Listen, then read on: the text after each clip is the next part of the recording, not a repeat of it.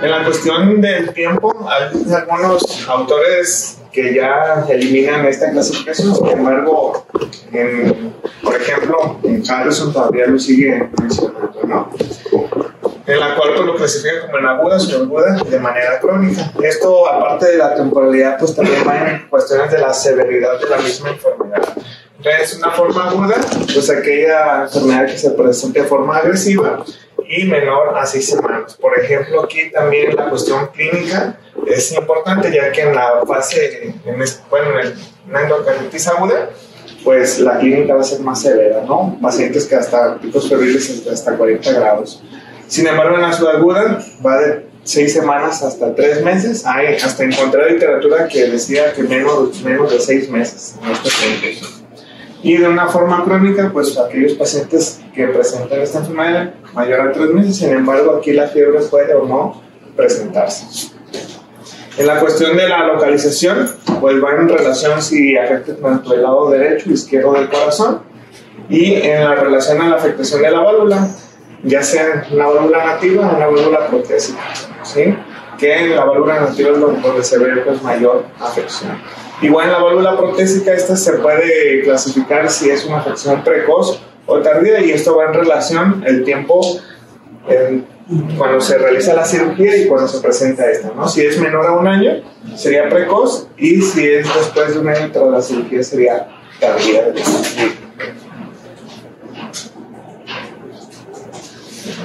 En la modo de adquisición, pues aquí sería relacionar con la comunidad o asociado al cuidado de la salud, que aquí pues la definición sería dentro de 48 horas una vez que el paciente ingresa al hospital, ¿no?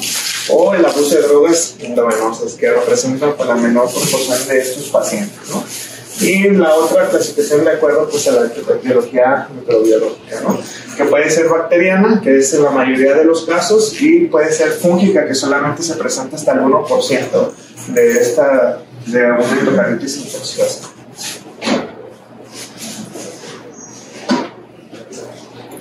Entonces, en este cuadro podemos observar pues, la mayoría de los agentes etiológicos más comunes que se aislaron en una unidad de cuidados intensivos, viendo lo que es el Staphylococcus aureus, el de mayor predominio, así como el Streptococcus del grupo Viridians, y así como los enterococos y los Streptococcus purulacea negativas, ¿no? Y también en este caso pues tenemos otros estreptococos. Sin embargo, vemos que en este caso el Staphylococcus aureus es el de mayor predominancia y el de que ha presentado también o se ha reportado de mayor severidad, ¿no? Y tenemos también otro grupo de bacterias, el grupo del HASEC, que implica lo que es el Haemophilus, el Acinetobacillus, el Carinobacterium, el Quenella y la Klebsiella, ¿no? Que más adelante pues vamos a estar viendo en relación a los cultivos y cómo también estos agentes se ven implicados. Aquí en esta parte recordar pues que el Staphylococcus aureus pues afecta en su mayor proporción a aquellos pacientes que han estado en hemodiálisis, a aquellos pacientes que son diabéticos y a aquellos pacientes que tienen un dispositivo intracardíaco, y es el que tiene la presentación clínica más severa y son los que deterioran más rápido. En este punto también podemos ver factores de riesgos, ahora sí globados, tanto en factores cardíacos y no cardíacos, ¿no? Tanto en las condiciones cardíacas, pues podemos ver también alteraciones ahí anatómicas de las válvulas o también de general de las mismas válvulas en este caso, ¿no? Y también pues tener en cuenta que las cardiopatías congénitas o todas aquellas estructuras anormales, ¿no? Que ahorita lo vamos a ver en la fisiopatología, cómo es que esto es lo que nos va alterando, ¿no? Y también pues el uso de comorbilidades, ¿no? O el uso de otros tipos de factores como el uso de drogas intravenosas, que ya hemos hablado previamente.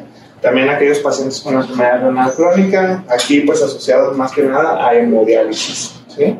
O también enfermedad hepática crónica, o también pacientes con cáncer o edad avanzada. Y pues también tenemos otros factores como la colocación de un catéter venoso central, o también pacientes con inmunosupresión o con aquellos dispositivos intracardíacos, ¿no?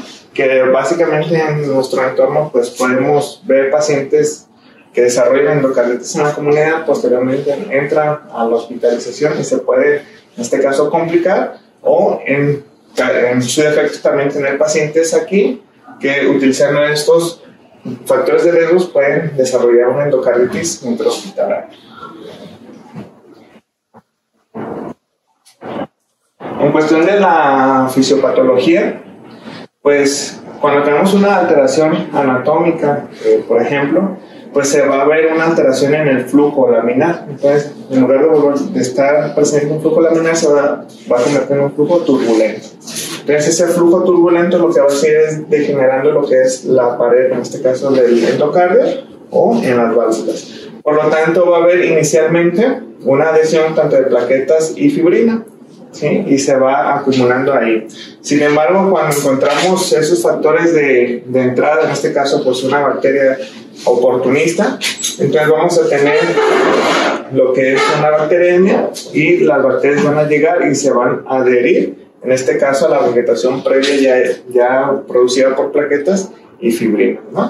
Una vez que ahora sí se queda esta lesión propia en el endocardio, viene en un segundo apartado que serían los factores para la embolización, ¿no? Que muchos de los pacientes pues llevan a tener complicaciones secundarias a estos.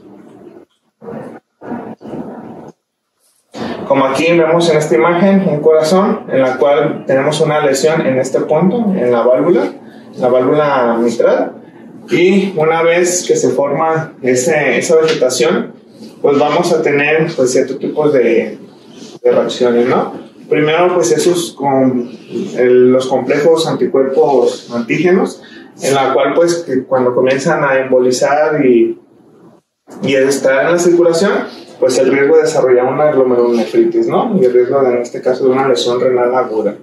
También por la diseminación hematógena, pues tenemos lo que son las complicaciones neurológicas, principalmente pues los eventos vasculares cerebrales isquémicos, o también el riesgo de un absceso cerebral, ¿no? Entre otros que vamos a ver más adelante. Y también pues el riesgo también de infarto pulmonar, de una tromboembolia pulmonar o de los embolismos periféricos, que más adelante vamos a estar viendo las complicaciones. ¿Cuáles serían las características clínicas principales o con qué frecuencia se presentan estos pacientes, ¿no? Lo que se ha visto pues es la fiebre como el principal signo que se ve alterado, ¿no? En la cuestión de la sintomatología, que llega a presentarse hasta el 90% de estos pacientes. Sin embargo, pues también tenemos el soplo cardíaco, que nos va a hablar, en este caso, de una alteración anatómica. También llega a presentarse hasta el 85%. ¿Sí? Y si vemos, tenemos otras características clínicas, pero de las más comunes, por ejemplo, escalofríos y transpiración, pues nos habla más que nada de síntomas generales, ¿no? Entonces, para comenzar nosotros el diagnóstico necesitamos tener una sospecha clínica, posterior imágenes y confirmar a través de cultivos en caso de que se pueda aislar el agente, ¿sí? Y en este caso también la presentación clínica va a ser de acuerdo a si es una endocarditis infecciosa aguda, sorduda o crónica. Entonces en las agudas la fiebre tiende a ser persistente y por arriba de 39 grados hasta 40 esta se puede marcar, ¿no? Y también, por ejemplo, las lesiones de Janeway, que por lo general tienden a ser o a presentarse en una endocarditis infecciosa subaguda, y las que son los nódulos de Osler y las hemorragias unguiales también se presentan en lo que son agudas y se asocian más también a estas hipocosaurus. Entonces, vemos en este punto que hablamos más que nada de las complicaciones o las sospechas por el embolismo de la endocarditis, de las afectaciones.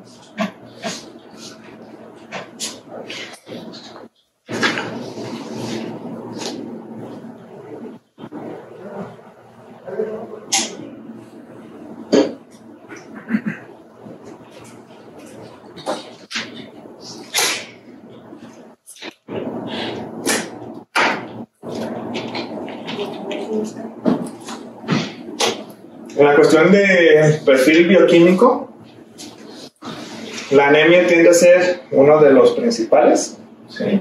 Sin embargo, la respuesta leucocitaria o la leucopenia tiende a ser o se presenta en pocos pacientes, ¿sí? Y los demás reactantes de fase aguda, pues básicamente no son específicos para detectar o hacer diagnóstico de una endocarditis infecciosa, sino más que nos habla de un proceso séptico, y como ya lo hemos visto a través del tiempo y la literatura, pues la procalcitonina, ¿no? La PCR, que nos han ayudado también para guiar el manejo antimicrobiano. Sin embargo, pues no son específicos propios de la enfermedad.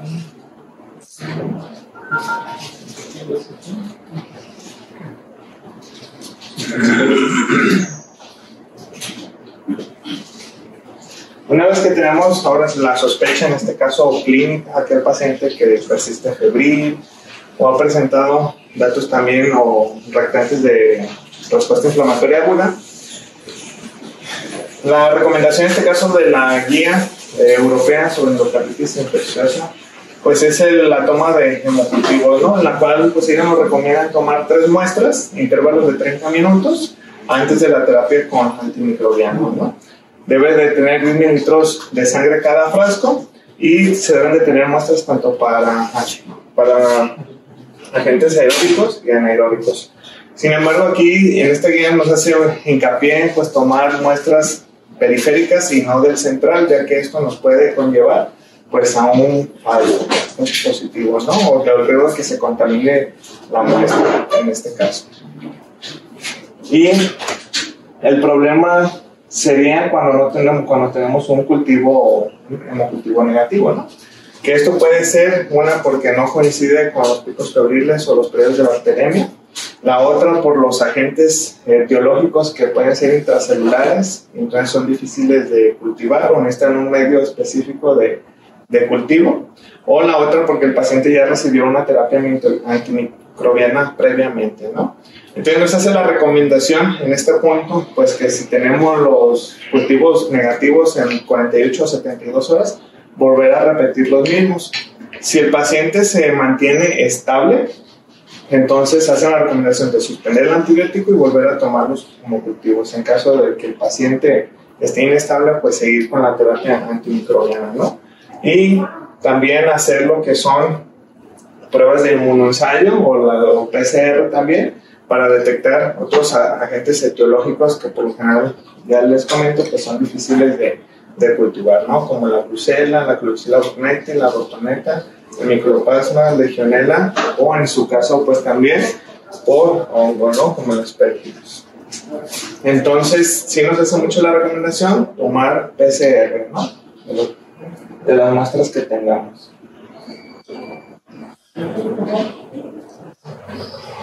Y pues en este caso los pacientes cuando van a ingresar a una terapia intensiva por complicaciones propias, ¿no? De una endocarditis infecciosa, ya sea que presentan datos de insuficiencia cardíaca aguda, o datos de choque cardiogénico o choque mixto, en este caso séptico y cardiogénico, ¿no? Este es un algoritmo que igual nos maneja la misma guía sobre cómo vamos a ir guiando en este caso el uso de los cultivos, ¿no? Cuando tenemos la sospecha en este caso de una endocarditis infecciosa, pues tomamos primero los hemocultivos. Cuando tenemos un hemocultivo específico, pues vamos a valorar por espectrometría de masas para en este caso identificar la gente. En caso de que sea así, pues dirigir la terapéutica, ¿no? En caso de que no, pues seguir con los cultivos, si es posible un cultivo de giro propiamente, si entra el paciente a cirugía y remoción y se remueve la vegetación, ¿no? Igual en caso de que lo tengamos, les digo, identificar el agente microbiológico y pues en este guiar la terapéutica ya directamente, ¿no? Pero en caso de que no tengamos un hemocultivo positivo, pues buscar en este caso pues las bacterias que no se pueden aislar, ¿no? O que tenemos hemocultivos negativos, pensando en las que ya habíamos hablado previamente, como la Klebsiella burnetii. Es aquí donde nos indican, pues ahora sí tomar serologías, ¿no? En caso de que sí, pues especificar la PCR para estos agentes, ¿no? Y en caso de que no, pues también tomar lo que es PCR sobre, en este caso, las vegetaciones o a nivel sanguíneo, ¿no? Para poder realmente dar con los agentes y poder guiar una terapéutica. En caso de que nos dé negativo a estos puntos, y ahora sí tengamos o que nuestro diagnóstico sea alternativo, pues buscarle otra situación al paciente, ¿no? Más que nada, diagnósticos diferenciales, pues con enfermedades reumáticas principalmente. Entonces ya vimos en la cuestión pues clínica, vimos la cuestión de los hemocultivos. Vamos a revisar la cuestión de los estudios de imagen, ¿sí? Para poder completar más que nada por los criterios de tu... El ecocardiograma pues es el estándar de oro que se ha utilizado para el diagnóstico, en este caso de una endocarditis infecciosa. Sin embargo, pues vamos a hacer el diagnóstico más que nada o buscar masas, ¿no? Perivalvulares, en este caso, ¿sí? O también afectación hacia las válvulas, ¿no? Encontrar en este caso una insuficiencia o una perforación de las mismas válvulas o destrucción de la misma válvula o de los músculos papilares, ¿no? O también en que exista una formación de un absceso ahí paravalvular, ¿no? Igual buscar lesiones como una pseudoaneurisma o fistulización. Sí, esto principalmente pues se va a dar por los agentes micóticos, ¿no? O en caso de que el paciente esté postquirúrgico, pues buscar que el paciente no tenga una discesia sobre la válvula protésica, ¿no? O buscar también alteraciones de la función propia del ventrículo izquierdo, ¿no? Es lo que realmente nos va a dar este estudio, ¿no? El ecocardiograma. Sin embargo, pues aquí entra la pregunta, ¿no? ¿Qué sería mejor, un ecocardiograma transtorácico o en este caso esofágico, ¿no?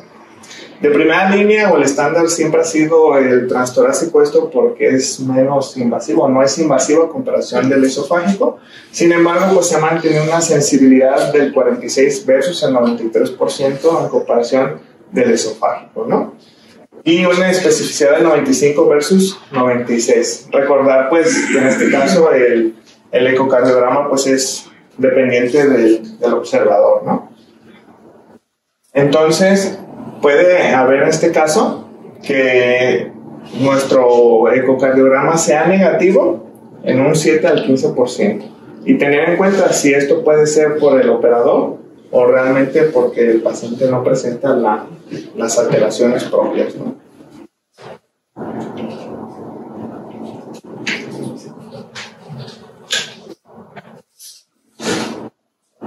Y pues aquí podemos observar una imagen.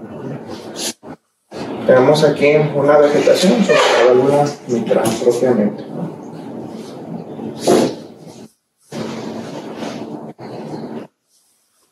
En este caso, pues la guía que nos recomienda, como ya vimos, el eco transtorácico pues es el de primera línea.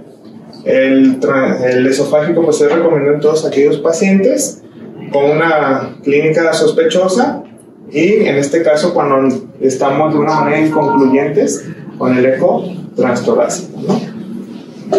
Y también el esofágico pues está recomendado en aquellos pacientes con la sospecha de la endocarditis infecciosa y cuando pues tenemos una válvula protésica o tenemos un dispositivo intracardíaco, ¿no? ¿Esto por qué? Porque a veces es más difícil buscar lesiones menores a 1 centímetro por un eco transtorácico. Entonces, en este caso, el esofágico sería más sensible y específico para este tipo de circunstancias.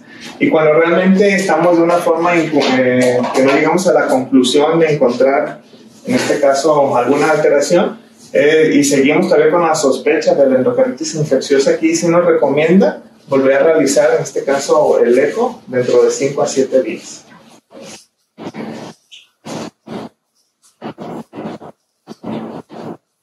También aquí un algoritmo en cómo vamos a ir manejando el ecocardiograma. Esto pues tenemos la clínica, en este caso, o la sospecha de una endocarditis infecciosa. Iniciamos de primera instancia lo que es el eco transtorácico, ¿sí? Entonces, en caso de que el paciente tenga una válvula protésica o un dispositivo intracardíaco, pues realmente realizar el esofágico, ¿no?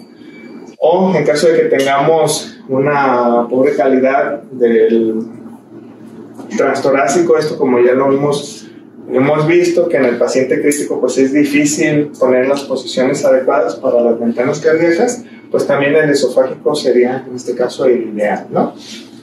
O en caso de que también sea positivo, confirmar alguna anomalía por el esofágico, ¿no? En caso de que tengamos un eco negativo y seguimos todavía con la sospecha, esta puede ser alta o baja. En caso de que sea alta esa sospecha todavía clínica, pues realizar un eco esofágico. Pero si la sospecha todavía sigue siendo baja, realmente aquí nos comentan que hay que parar y buscar realmente algún diagnóstico alternativo con ellos. Y pues igual les vuelvo a repetir, en caso de que no tengamos una conclusión inicial, volverlo a repetir el eco. Tenemos otros estudios de imagen que nos van a ayudar, en este caso pues la tomografía cardíaca, ¿sí? Pues que tenemos tres principales indicaciones, ¿no? Para el diagnóstico, también para las endocarditis infecciosas, pero más que nada nos evalúa complicaciones cardíacas, ¿no? Que nos va a ayudar en este caso pues a visualizar alteraciones a nivel de los ventrículos o a nivel valvular, ¿no? Y también aquí esta parte muy importante, pues la detección de lesiones a distancia, ¿no? Ya cuando esa vegetación comienza a embolizar, pues vamos a tener ciertas complicaciones, ¿no? Entonces la tomografía, ahora sí la body tag, pues es la que nos va a ayudar para localizar dónde tenemos esas alteraciones, ¿no? Y pues para un diagnóstico alternativo propiamente, ¿no? Y en este caso, pues la misma guía nos hace la referencia, pues que una tomografía cardíaca está recomendada a aquellos pacientes con una endocarditis de una válvula nativa, ¿sí? Donde se detectan ciertas lesiones y en este caso para confirmar el diagnóstico, ¿sí? O también aquellos pacientes que tienen una endocarditis, una válvula nativa o protésica, ¿sí? Y en este caso pues tiene alguna afección también paravalvular, o en este caso buscar complicaciones, ¿no? O si el ecocardiograma es inconcluso, yo voy a esperar en este caso hacia una tomografía cardíaca. La cuestión de la resonancia magnética igual sería otro estudio de imagen que nos puede echar la mano, más que nada igual para buscar complicaciones, pero también la misma guía maneja para diagnóstico de endocarditis infecciosa y complicaciones cardíacas, ¿no? Sin embargo, aquí en el diagnóstico de la endocarditis infecciosa, el problema es que a veces la resonancia no me va a dar tan buena resolución si el paciente tiene una válvula protésica, por ejemplo, ¿no? Entonces, realmente la resonancia magnética donde me va a hacer el gran apoyo va a ser para las lesiones neurológicas, ya que es más sensible y específica, ¿no? Y también para el diagnóstico de lesiones de columna. Es por lo mismo que también la guía pues hace una recomendación 1B, el utilizar ya sea una resonancia o una tomografía tanto cerebral o del cuerpo completo. ¿Para qué? Para buscar aquellas complicaciones periféricas. Sin embargo, tenemos otros estudios de imagen por medicina nuclear, como la tomografía emitida por positrones o por fotón único, pero pues realmente son estudios que por lo general de manera urgente no están a la mano. También la resonancia es un estudio que por lo general igual de manera urgente no tenemos a la mano, y es por eso que la guía se hincapié en caso de que el ecocardiograma sea inconcluso y aún así no se tenga acceso a un eco esofágico, se puede tomar una tomografía porque es un estudio más accesible y más rápido a comparación de una resonancia, ¿sí? Y ya si se tiene el recurso y se sospechan también lesiones neurológicas, en este caso pues la resonancia sería un estudio ideal. En las cuestiones del diagnóstico, pues que tenemos los criterios del DUC, ¿sí? En este caso la guía pues hace la última modificación, la guía europea 2023, en la cual solamente cambian en ciertos criterios por imagen, ¿sí? Aquí en los criterios nos olviden tanto criterios mayores y menores, ¿no? En la cuestión de los criterios mayores, pues va en relación a los hemocultivos, tener en este caso un hemocultivo positivo para agentes, en este caso clásicos o de mayor típicos, ¿no? Para endocarditis infecciosa como el Streptococcus viridans, el Staphylococcus aureus, ¿sí? Y el grupo Hassel. Sin embargo, también aquí la nueva guía agrega lo que es el Enterococcus fecalis, ya que tenía una sensibilidad para detectar la enfermedad por este agente etiológico hasta el 30% con estos criterios. Sin embargo, agregándolo de una manera típica, pues buscando cultivos, realmente aumentó esa sensibilidad hasta el 90%. Entonces es una de las modificaciones que tiene esta guía de la endocarditis infecciosa, ¿no? O también aquí nos comenta pues tener motivos positivos persistentes definidos como la recuperación de un microorganismo consistente en la endocarditis infecciosa. ¿Esto en qué manera? Pues con hemocultivos obtenidos mayores a 12 horas de diferencia entre cada uno, ¿no? O los tres son una mayoría de 4 hemocultivos separados con muestras de primer y último a menos de 1 hora de diferencia y que estos sean positivos, ¿no? O en caso de que tengamos también un hemocultivo o una concentración de anticuerpo para Klebsiella burnetii de la IgG, una titulación mayor a 1/800.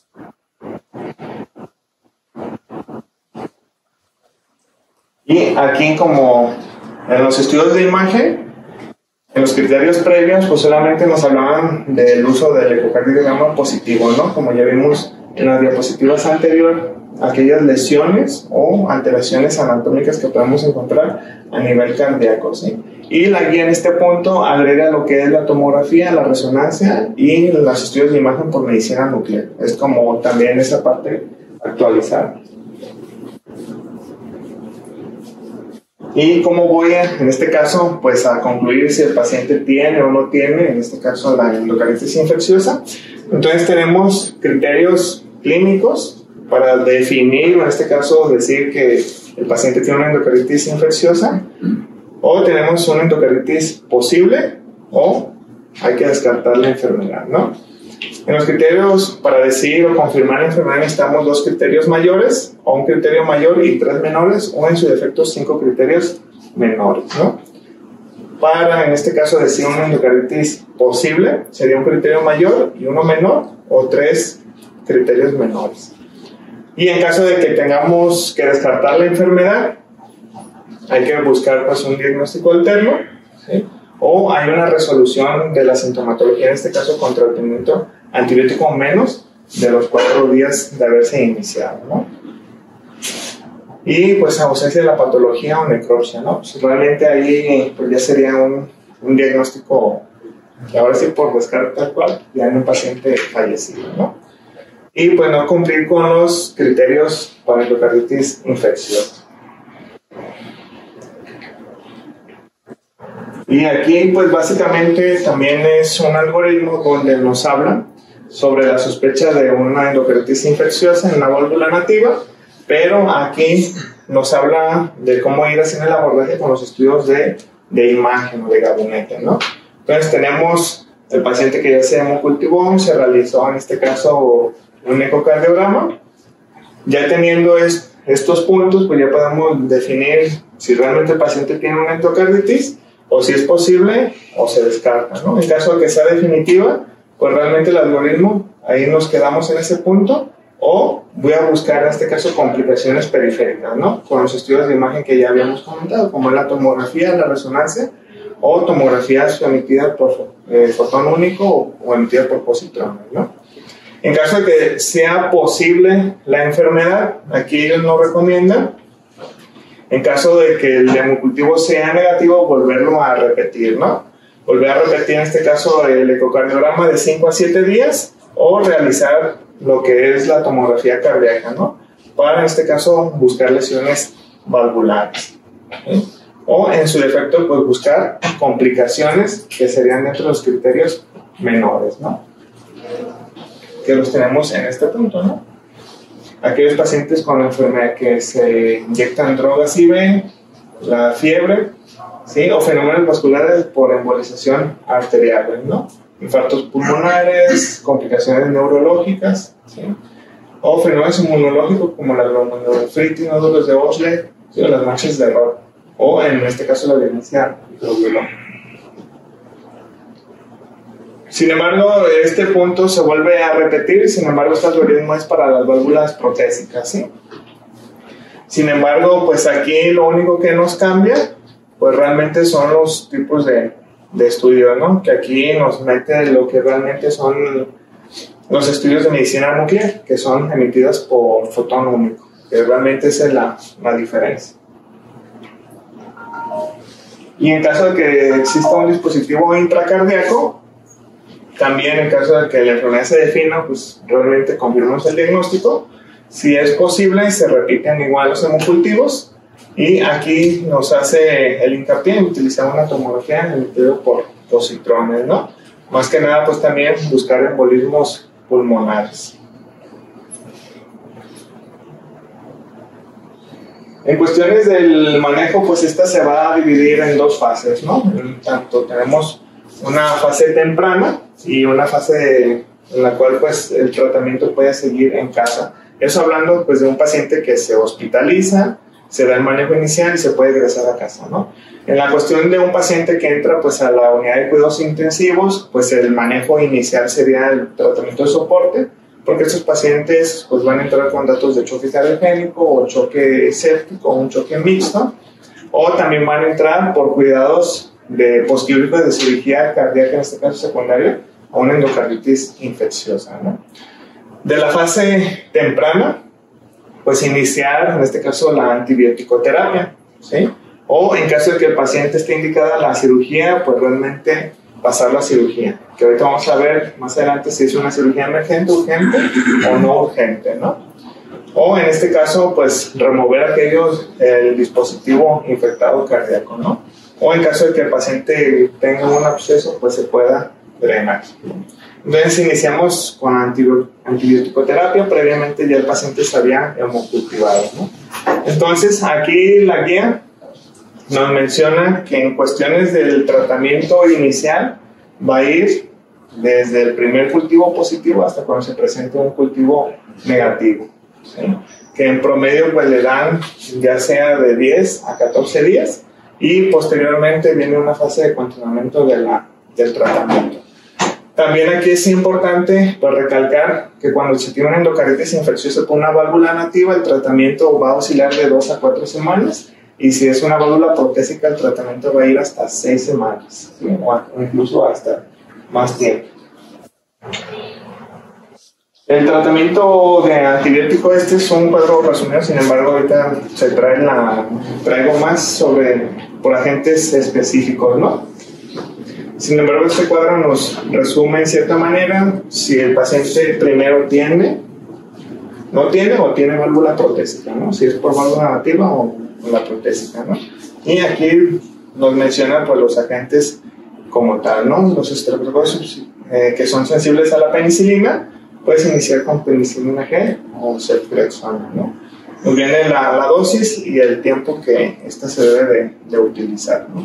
Y ahorita lo checamos más detalle con lo de la guía, ¿no? En caso de que en pacientes, igual les comento con estreptococos, ¿sí?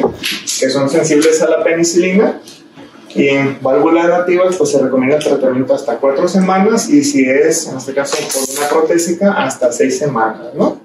Y para ellos, pues las dosis en los adultos que tenemos, penicilina o amoxicilina o la ceftriaxona, ¿no? Sin embargo, para el estreptococcus galolípticos, aquí también recomendamos pues, hacer sinergia entre ampicilina más ceftriaxona.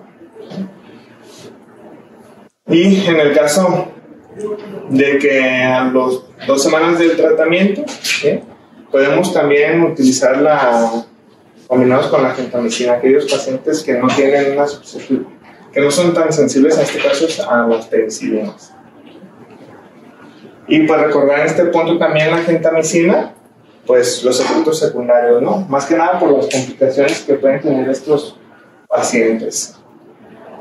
Igual la dosis y con estos agentes microbiológicos, y más que nada pues el Staphylococcus aureus, ¿no? Que es el de mayor predominio y el de clínica que se presenta de mayor severidad, ¿no? Cuando es sensible, en este caso el Staphylococcus aureus se inicia en este caso con fluoxacilina o cefazolina, ¿sí? Hasta periodos de 4 o 6 semanas, ¿no? O en caso de que exista alergias a los betalactámicos, pues iniciar lo que es también con vancomicina. y también para aquellos pacientes que son resistentes. Sin embargo, aquí nos hacía hincapié en la guía, pues, sinergizar el tratamiento inicial con rifampicina, ¿no? Que al menos aquí, algunos autores decían que al menos de 3 a 5 días, o también aquí en este caso, pues la guía específica que también se debe completar el tratamiento hasta las 4 o 6 semanas. Y pues básicamente les digo, es ya después con más tiempo, pues revisar las dosis y los agentes. Y pues hacer aquí también hincapié, en caso también esta anticinol resistente, iniciar con la vancomicina, ¿no? De 30 a 60 miligramos kilo día, y eso pues repartido de 2 a 3 dosis. Y una vez que el paciente pues ya inició el tratamiento precoz o temprano, también pues la guía hace hincapié en el uso de tratamiento por vía oral en casa, ¿no? Pero les comento, eso en un paciente que se puede egresar. Entonces, esos son con los agentes típicos que se aíslan, pero en el caso de aquellos agentes no típicos o que no se pueden aislar o en un cultivo negativo, entonces, por ejemplo, en la brucela, pues iniciar con estas dosis de doxiciclina más cotrimoxazol, ¿no? Más rifampicina. Y en este caso, pues la durabilidad va de 3 a 6 meses, ¿no? Por vía oral. Pero aquí también nos da hincapié realmente en qué momento pues tenemos un éxito al tratamiento, ¿no? Cuando tenemos en este caso ya una titulación de anticuerpos menor de 1 a 60. También aquí aplica la titulación para positivo de 1 a 800. ¿Qué sucede en aquellos pacientes pues que van o tienen una afectación, una endocardititis infecciosa aguda y pues requieren cirugía, ¿no? Las principales causas para que estos pacientes entren a cirugía es por una falla cardíaca, un descontrol en la infección o tienen un riesgo alto de embolismo, ¿no? Estos pacientes con falla cardíaca pues entran con un INHA grado 4 o con datos de choque cardiogénico, ¿no? O aquellos pacientes que persisten con edema pulmonar, entonces entrarían a una cirugía de emergencia en las primeras 24 horas. O en caso de que no presente choque cardiogénico, o en este caso, pues edema pulmonar, pero pues tiene pobre tolerancia hemodinámica al paciente, se puede programar por una cirugía urgente, que sería dentro de las primeras 72 a los 5 días, ¿eh? De 3 a 5 días. O en caso de que no sea así, pues el paciente puede entrar a una cirugía no urgente. Esta más que nada es por la lesión propiamente estructural hacia las válvulas. Entonces, por lo general estos pacientes entran, la mayoría pues a recambio valvular. O en caso de que tengamos un descontrol en la infección, aquellos pacientes que tienen complicaciones locales como un absceso, un aneurisma, en este caso, o también ese riesgo de embolización, el paciente entraría a una cirugía urgente. En caso de que no, pues ver si esa persistencia, ¿no?, de los hemocultivos. Aquí tomaban la definición de esa persistencia cuando mayor de 10 o a 14 días el hemocultivo persistía, pues realmente es un paciente que el tratamiento no va dirigido adecuadamente, ¿no? Entonces aquí ellos entraban a una cirugía urgente y aquí se hacía cuando se da la recomendación si se puede extraer, en este caso la vegetación, y llevarlo a cultivo o realizar en este caso PCR para dictar la terapia antimicrobiana dirigida, ¿no? O en aquellos pacientes que tienen riesgo de embolismo, pues aquellos pacientes que se encuentran una vegetación mayor a 1 centímetro y en este caso pues también que no responde adecuadamente al tratamiento antibiótico. Y la mayoría pues entrarían a cirugía urgente. Solamente quien entraría a cirugía de emergencia aquellos pacientes con datos de choque cardíaco. Y en relación a las complicaciones, pues las complicaciones neurológicas son las principales, presentándose del 60 hasta el 80% de todos los pacientes, ¿no? Sin embargo, las más comunes pues tienden a ser un EBC isquémico, ¿no? Y subsecuente pues hemorrágico, o también presentan aquellos pacientes con ataque isquémico transitorio. Y también pues el riesgo de una meningitis o abscesos cerebrales, ¿no? Y en este caso también el agente más común que llega a complicar a estos pacientes pues es el Staphylococcus aureus, ¿no? Y aquí pues el estudio diagnóstico pues tiende a ser por una resonancia que es más sensible y específica, ¿no? Más que nada para las microhemorragias. En las cuestiones de las aneurismas infecciosas, pues tienden a ser principalmente por agentes micóticos, ¿no? Y pues esto es por resultado de una embolización séptica, ¿no? En este caso por la base vasoro, y posteriormente pues va a haber deterioro de la misma íntima del vaso. Y la ubicación más frecuente pues tienden a ser intracraneales. Entonces, pues la presentación clínica de estos pacientes pues llegan a tener cefalea, convulsiones como los principales síntomas, ¿no? Y pues también aquí en este caso la resonancia o la tomografía pues serían los estudios ideales. Sin embargo, pues la angiografía es el estándar de oro para estos padecimientos. Y las complicaciones esplénicas pues tienden a ser pues el infarto asintomático, que es en la mayoría de estos pacientes, y es del 5% de estos pacientes que presentan infarto asintomático pues pueden llegar a presentar abscesos, ¿sí?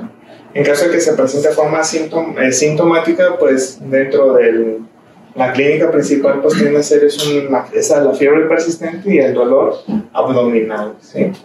Sin embargo, aquí la misma guía pues debate, ¿no? Si el paciente entra para una cirugía urgente o emergente, pero tiene en este caso un absceso a nivel del vaso, ¿se puede realizar la misma cirugía? O en su defecto, pues si se puede retirar el vaso primero o se arregla el corazón o viceversa, ¿no? Sin embargo, estudios más recientes comentan que se puede arreglar primero el problema cardíaco y posteriormente se puede hacer la esplenectomía, sin el riesgo de que ese absceso comience a embolizar y vuelva a aparecer en este caso las complicaciones. Cuando anteriormente primero se sacaba el vaso y luego se reparaba. Y en las cuestiones de las complicaciones cardíacas, pues la miocarditis generalmente pues se va a presentar, en este caso de una presentación de una insuficiencia cardíaca aguda, ¿no? Y pues el riesgo también de arritmias ventriculares o un bloqueo auriculoventricular. Esto porque si se llega a la vegetación, pues cuando se forma de manera paravalvular, pues el riesgo también hay de que compromete la conducción eléctrica del corazón, ¿no? O la pericarditis, en este caso también por la presencia de un absceso, puede perforar hasta el epicardio y llegar al pericardio, ¿no? Y llegar a producir en este caso de la pericarditis. Y en las cuestiones de las complicaciones musculoesqueléticas, pues la mayor incidencia es aquellos pacientes que llegan a presentar una espondilodicitis, ¿no? También pues se va a presentar del 2 y hasta el 10% de estos pacientes que llegan a presentar la endocarditis infecciosa. Y en este caso también el Staphylococcus aureus pues es el agente etiológico de mayor predominio. Y también el Enterococcus y el Streptococcus. El tratamiento para estos casos pues es la misma dirigida hacia la endocarditis infecciosa. Sin embargo, pues aquí la pregunta también puede ser qué inició primero, ¿no? Si el paciente inició con un problema a nivel de la columna y posteriormente embolizó hacia el corazón, o si del corazón embolizó en este caso, ¿no? Sin embargo, pues el tratamiento no se va a modificar si fue una u otra la presentación. Claro. El tratamiento es igual. Y por último, pues en relación a la lesión renal aguda, en este caso por la glomerulonefritis que hacen por los complementos circulantes o los complejos de anticuerpo o antígenos. Y pues una complicación común que se ya presenta hasta el 30% y pues también esto tiende a ser de mal pronóstico. Sin embargo, aquellos pacientes, hay algunos que también llegan a revertir por sí mismos y con el tratamiento adecuado. O aquellos pacientes también terminan con tratamiento en terapia renal no sustitutiva.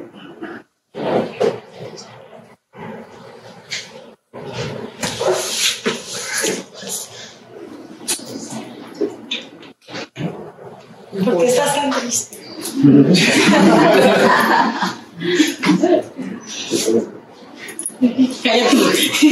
De la clase, decían, preguntas de la clase. Ay, perdón. ¿Por qué está bien? Porque está no,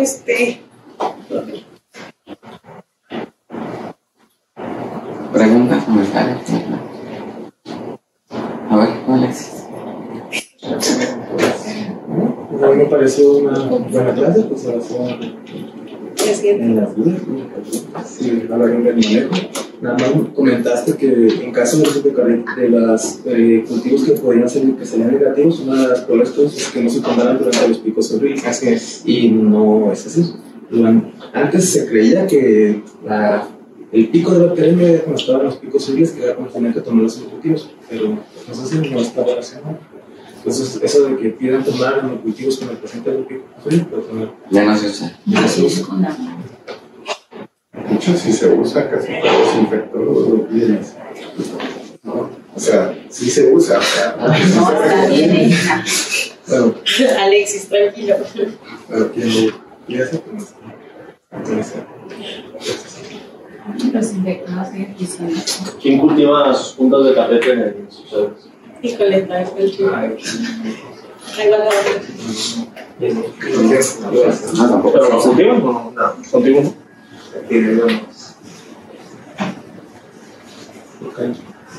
No.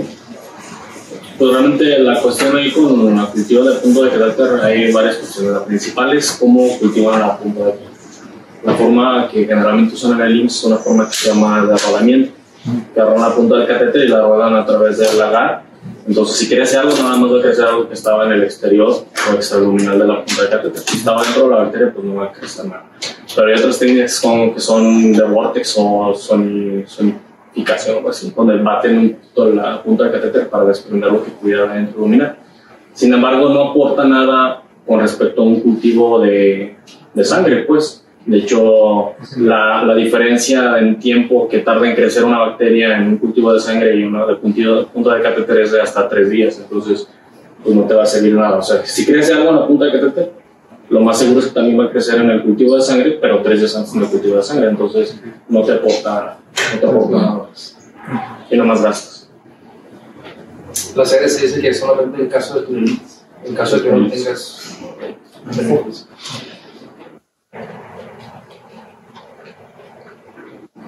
Y pues nada más, en parte para complementación de la plática, en los libros de infectología, específicamente en el MAN, ellos recomiendan prácticamente iniciar el protocolo con hemocultivos y que cumplan con una definición que se llama bacteriemia persistente, que es la cuestión de la fiebre arriba de 38, ellos lo manejan en ese sentido, con 2 hemocultivos positivos. Y que si cumples con la definición de bacteriemia persistente, pidas ahora sí el eco. Y debido a que el valor predictivo positivo que te va a dar una bacteriemia persistente para una endocarditis y que el eco sea positivo va a ser arriba del 90%. Porque muchas veces nos saltamos la cuestión de los cultivos y siempre pedimos el eco antes de, y generalmente siempre va a salir negativo. Entonces, cumpliendo con la definición de fiebre persistente, el valor predictivo positivo pues aumenta bastante, ¿no? Obviamente cambia las circunstancias en un paciente crítico, que la cuestión del abordaje pues tiene que ser más corto, ¿no? Sobre todo por la presentación que tiene. Bueno, actualmente los pacientes que vamos a ver nosotros va a ser en la dosis general, va a ser en la postquirúrgica, va a ser el paciente que hizo falla cardíaca y eventualmente va a cirugía de urgencia, pues, y lo vamos a ver en el postquirúrgico inmediato. Esos son los pacientes que realmente vamos a ver nosotros. La abordaje no, pues que fiebre de origen desconocido que se aborda posibilidades de diagnóstico que puede ser un endocarditis, ¿no? Por la fiebre persistente que tienes, indicación para tomar un ultrasonido, como dice un ecocardio, pues, pero nosotros vamos a ser precisamente el paciente que se falla cardíaco y ya está diagnosticado pues ese error que Ricardo valorará, a lo mejor que se hizo, y lo vamos a ver nosotros. Porque generalmente esto es abordaje diagnóstico, pues la endocarditis pues, no es habitual. Y si te fijas, las clínicas que tú pusiste los síntomas, pues estudias 85-90%, entonces, y todos los demás son muy baja porcentaje de presentación de los síntomas, ¿no? Entonces, puede ser que si un paciente tenga fiebre, hasta hablando con el doctor Gómez, una vez tuvo un paciente que tiene un leve disnea y pues, hizo una tomografía y tiene un émbolo ahí al vaso, ¿no? Y pues un endocarditis que estaba embolizando. Pueden ser hasta muy sutil, hasta muy fluido el cuadro, entonces es un poquito diferente, ¿no? Ahí el cuadro. Sí. ¿En qué van las vacunas, Robert? ¿En qué van las vacunas para la endocarditis? Pues hacía referencia a aquellos pacientes con esplenomegalia, pues vacunarlos contra los agentes que no, hay varios estudios que estaban corriendo que están probando vacunas para evitar que se haga sistémicamente eso. En la guía no recomiendan nada todavía. Sí, no.